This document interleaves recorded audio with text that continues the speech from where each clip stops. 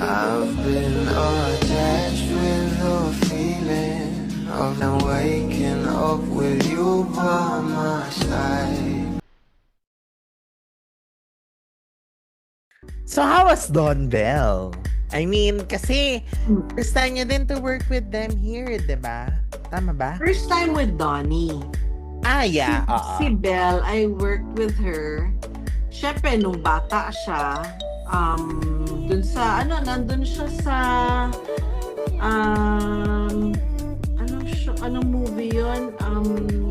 Can't Help Falling in Love. Sister Oh, yeah. And then after that, I worked with her sa Four Sisters. Oh, yeah, Four Sisters. Tapos nun, itong, yung Can't buy. CBML. So, yung standard ko to na ginagawa before I do a project. I sit down with my actors.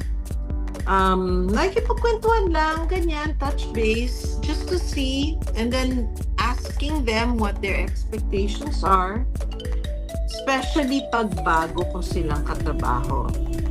But even yung like Kasniel, umuupo ako with them kahit na kilala ko na sila.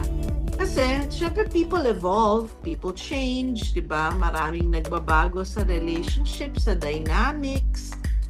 So, eto, inupo ko yung dalawa because I wanted to get to know them. I wanna see how, yung values nila sa kwentuhan. Maano mo na mapipick up mo yun eh. What works for them, what doesn't work for them, ganyan. I talk to them as a couple and individually. So, silang dalawa, ganyan. And, alam mo yun, gaya nung kay Sam, si Donnie, dahil first time ko siya nun, may mga tao na may chemistry kayo kaagad. You really get along right away from the get-go. Parang, I'll get along with this person. Ramdam ko na. Na-feel ko yun kaagad dito kay Donnie. And then, both Belle and Donnie, ang nakakatuwa sa kanila kasi, yung level ng, alam mong, work tayo, lika work tayo, ganun sila. Tsaka yung parang they're taking on new challenges. So,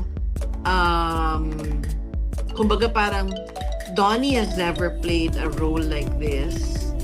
And nung nag-immersion kami, sobra siyang excited. As in, gusto niya kumain ng street food.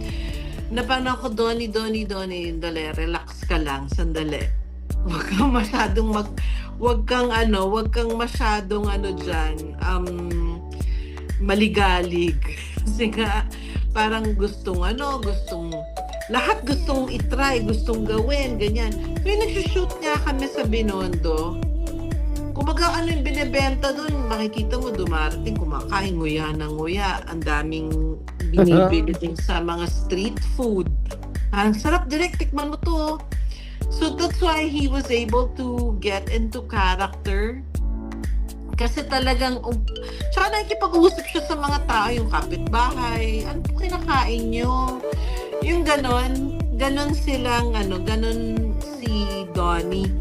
Si Belle naman, parang sabi niya, tinitimpla niya kasi sanay siya dun sa character na parang yung masyadong magalaw, ganon. Yung character niya, di ba, deadpan, ganyan. Yeah, so, nahirapan din siya nung start. So sabi niya, wow, this is so different from me kasi nga, ganon siya, di ba, madal, ganon. So, hindi ka dito ganon, deadpan ka, ganyan. So, kailangan. So, basta sila, what do I need to do? How do I do it? And they also really depend on the director. The trust is, they gave me their trust and I really appreciate that they gave me their trust. Yung talagang alam mong nakipag-usap sa akin, discussing scenes with me. They have suggestions. They also Mhm. have comments na parang, will I do this? Or parang ganyan na natutuwa ako kasi nakikita ko yung growth nila as actors. Given that yung background nila hindi pa kasing extensive as, you know, the other love teams or other actors that I've worked with.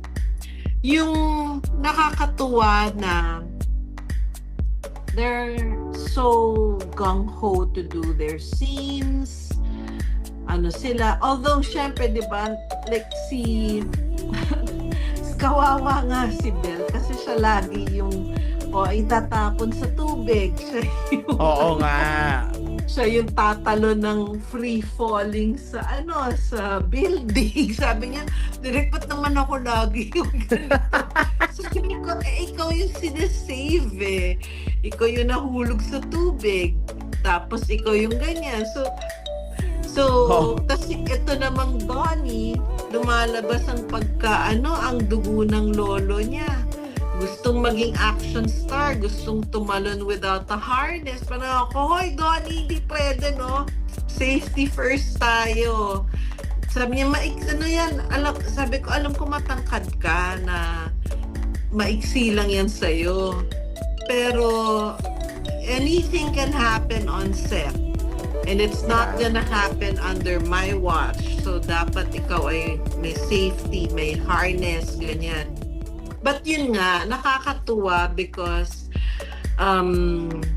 talagang heart and soul.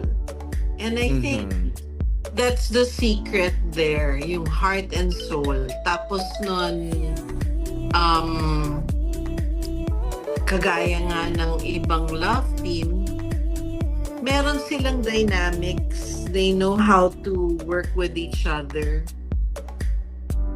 Siyempre, and they're only human, merong moments na parang hindi nga, ganyan-ganyan, nagkakainisan din. Pero alam mong hindi naman siya yung level ng parang may animosity. Hindi yung talagang away-away. Yeah, but alam mo that pag work tayo. Ano sila, 100%.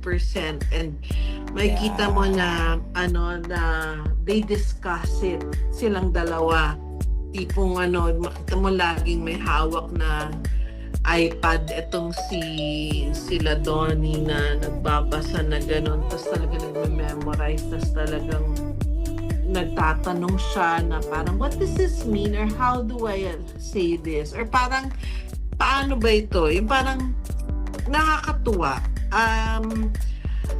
I really appreciate actors who come to the set prepared and who really take acting seriously. Hindi linalaro or hindi yung parang, alam mo ano sila dito? Artista. Yun.